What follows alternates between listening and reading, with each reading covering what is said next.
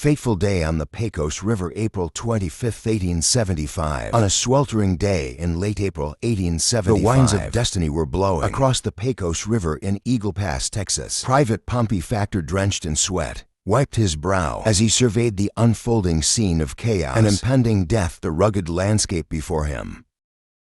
Once a serene expanse of Texas plains was now overshadowed by the terrifying presence of Comanche warriors who had mounted a relentless assault on Factor and his fellow soldiers.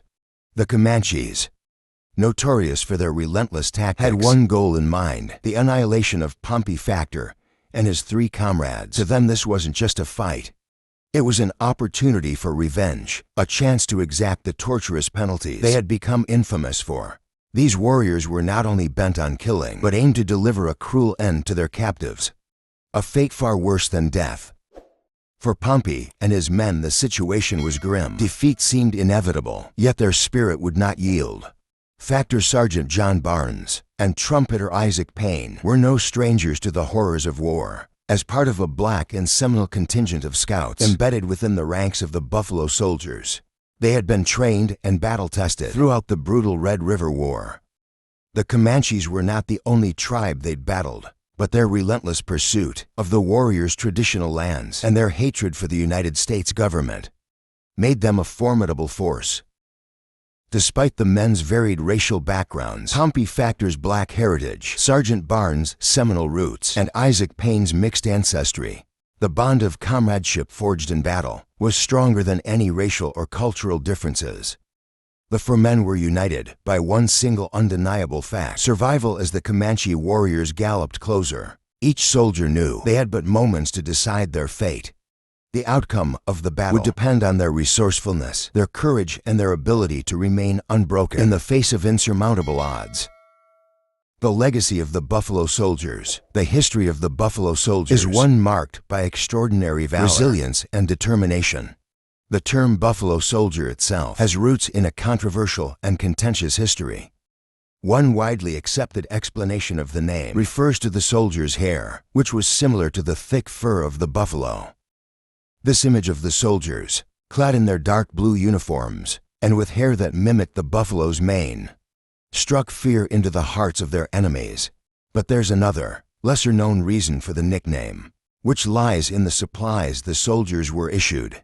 In 1866, the Army, facing severe shortages of woolen coats for the coming winter, provided the newly formed Black regiments with buffalo hide coats. These heavy, full-length coats were effective in warding off the brutal chill of the open plains during winter, and soldiers, often seen for the first time by native warriors, would be clad in these thick hides. The contrasting image of the Black soldiers dressed in these coats added another layer to the formidable reputation of the Buffalo Soldiers. These men, many of whom had been slaves prior to the Civil War, saw their military service as a chance for recognition, respect, and the opportunity to prove their worth in a country that had not yet fully embraced them as equals. But the soldiers weren't just fighting for recognition. They were fighting to survive in a land that was rife with conflict. In a post-Civil War United States where racial tensions ran high and the wounds of slavery were still fresh, the Buffalo Soldiers faced prejudice and hostility even from their fellow soldiers. They were often assigned to the most dangerous and undesirable posts, including the frontier outposts and the unforgiving landscape of the Western Territories. Yet they excelled. They were the backbone of many military campaigns against Native American tribes, most notably during the Indian Wars, which spanned from the late 19th century into the early 20th century. But not all the men serving under the banner of the Buffalo Soldiers came from similar backgrounds. In fact, some had a unique connection to the native tribes they fought against. The Seminole Negro Scouts were one such group.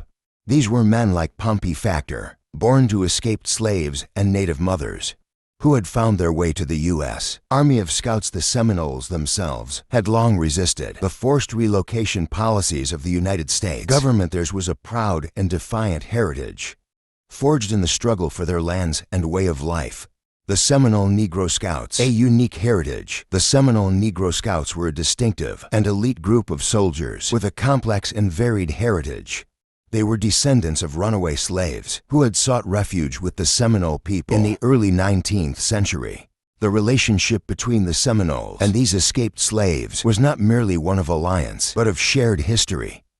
While the Seminole people had been slaveholders in their own right, they had also been fierce opponents of Southern slaveholders and often fought to protect runaway slaves seeking sanctuary. This complicated history had deepened in the wake of the Trail of Tears, the forced relocation of thousands of Native Americans from the southeast to Indian Territory. In present-day Oklahoma, the Seminoles were no exception to this tragedy. But unlike many other tribes, they continued to resist relocation. They fought fiercely against the U.S. Army during the Seminole Wars, and their resistance would go down in history as one of the most formidable among Native American tribes. After the end of the Civil War and the abolition of slavery, many black and mixed-race Seminoles found themselves in a precarious position. They were no longer slaves, but they were still not fully embraced by society. Tensions in Oklahoma and the constant threat of raids from neighboring tribes like the Kiowa and Comanche made life increasingly difficult for these Seminole descendants. And so, many of them decided to migrate to northern Mexico, seeking refuge from both the U.S. government and hostile Native American tribes. The Mexican government, for its part, was eager to gain the support of these formidable warriors, as Mexico itself was embroiled in border skirmishes with the Comanche, Kiowa, and Apache. They saw the mixed-race Seminole as a valuable asset in defending their territory. The migrants from the southeastern United States, many of whom were already seasoned fighters, settled in the rugged borderlands of northern Mexico. Over the years, these men and women adapted to their new environment, often facing raids from the very tribes they had once fought alongside or fought against in the United States. It was here, in this harsh environment, that Pompey Factor was born. Factor's lineage was a mix of African and Native American bloodlines, and this unique heritage shaped his perspective on life and war. Born in 1849, Factor's early life was marked by strife and hardship, with his family's roots in the Biloxi tribe and his father an escaped slave. His family, like many others, sought refuge in Mexico, where they could escape the brutal system of slavery that had defined their existence in the southern United States. Factor's background made him an exceptional scout. Raised among the indigenous peoples of Mexico, he was trained in the traditional methods of survival and warfare. He was well versed in the customs of his Seminole ancestors, able to track animals across difficult terrain and adapt to the most hostile environments. But it was his determination to fight for his people, to defend not just his life, but his heritage, that set him apart as a soldier. The battle, a desperate stand, when the Comanche raiders attacked the scouts on the Pecos River. It was not just a skirmish. It was a battle for survival, a moment that would define the legacies of all involved. Lieutenant John Latham Bullis, a white officer who had gained the respect of his men through his bravery and understanding, was the commander of this unit. Unlike many other officers in the U.S., Army, Bullis had a strong rapport with his men, treating them not as subordinates, but as family. His leadership style was unorthodox, yet it proved effective in a time and place where the line between life and death was often drawn by the strength of one's bonds with their comrades. The scouts Pompey Factor, John Barnes, and Isaac Payne had been pursuing a group of Comanche warriors across the Texas plains for several days. They had finally cornered the raiding party on the banks of the Pecos River, but their success came at a steep cost. The Comanche, realizing they were under attack, fought back with all the ferocity they had honed in their decades of battle with the U.S. Army. Armed with .45 caliber Sharps carbines and revolvers, the scouts fought back with remarkable precision, firing at the Comanche from a distance and taking down several of the warriors. For 45 minutes the scouts held their ground, keeping up a steady barrage of fire. The Comanche, accustomed to mounted warfare and faster-moving tactics, soon realized that they were not facing a typical enemy. The scouts were skilled marksmen, and their resistance was much stronger than the Comanche had anticipated. However, as the battle raged on, the scouts were soon outnumbered and outgunned. The Comanche mounted a counteroffensive, charging at the soldiers and forcing them to retreat to a small cluster of rocks for cover. It was at this critical moment that Sergeant Barnes' rifle was shattered in the battle. In an instant, he was left defenseless and vulnerable. The situation grew more desperate by the second. Lieutenant Bullis, already wounded from an earlier skirmish, could not mount his horse, as it had been spooked during the fight.